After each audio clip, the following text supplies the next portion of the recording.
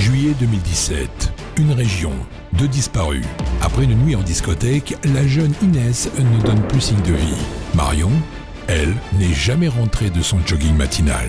Sur leurs traces, 2 enquêteurs au profil atypique. Karim, chef de la BAC de Saint-Étienne, flirte avec les limites et prend tous les risques pour retrouver Inès. Jacques, journaliste parisien et ex-flic des renseignements généraux, couvre la disparition de la joggeuse. Tous deux ont des raisons personnelles de parvenir à leur fin.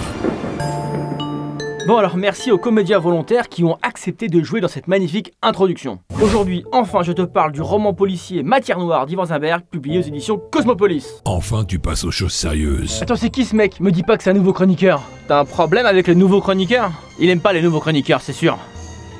Je suis juste de passage pour donner un coup de main. Alors on m'a dit que je devais prendre des cours de théâtre pour mes vidéos, mais comme j'ai un peu la flemme, j'ai fait appel à un copain. Alors tu me connais, j'aime les auteurs de la série noire. De Thompson à Hammett, en passant par Goudis. J'aime cette littérature violente, mêlant amour, crime et corruption. J'ai toujours aimé le roman policier réaliste. Alors ok, il existe des enquêtes policières où c'est un chat ou alors des retraités d'un EHPAD qui trouvent la clé du mystère, mais ce n'est pas pour moi. J'aime la rigidité rassurante et la structure narrative et efficace d'un roman policier. Le roman policier est largement connoté par le réalisme au sens large, et Matière Noire ne déroge pas à la règle. Un réalisme minutieux au service d'une intrigue ciselée et précise comme une horloge suisse. Aujourd'hui, trop de thrillers jouent sur l'action pure et la surenchère. À l'instar des blockbusters américains, les auteurs et scénaristes recherchent finalement peu le réalisme.